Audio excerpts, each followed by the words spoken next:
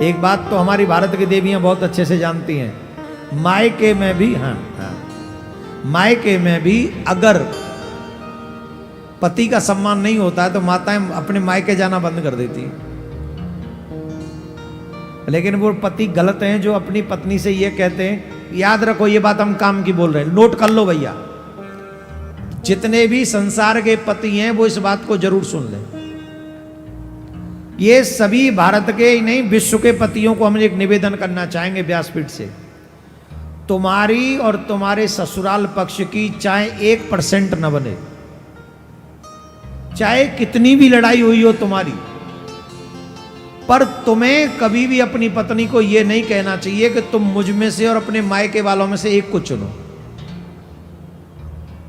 जो पति ऐसी बात करता है उस पति की सोच बहुत छोटी होती है और वो अपनी पत्नी को तो प्रेम करता ही नहीं है, साथ में अपनी बेटी को भी प्रेम नहीं कर सकता।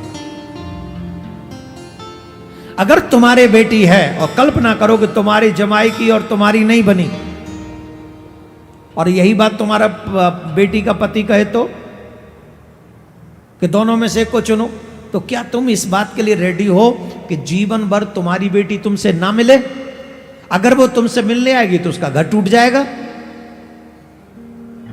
मेरा हाथ जोड़ के संसार के जितने भी पति हैं, सनातनी हस्बैंड हैं, उनसे निवेदन है, चाहे तुम्हारी ससुराल वालों से कितनी भी लड़ाई हो, पर बेटी से, अपनी पत्नी से कभी ये मत कहना कि दोनों में से एक को चुनो। अगर बात कहनी है तो तुम्हें क्या कहना चाहिए?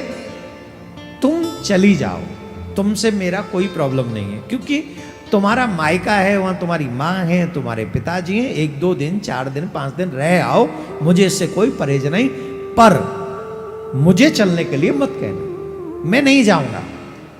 और अगर तुम्हारी थोड़ी सी और अच्छी अंडरस्टैंडिंग है तो मेरे पास एक और आइडिया है, बहुत प्यारा सा स्वीट सा, तुम्हारा प्यार बढ़ाने वाला, पति पत्नी का प्यार बढ़ जाए और हमको क्या चाहिए, तुम्हारे घर खुशी हो जाए। उपाय बता रहा हूं, उपाय सुन लो।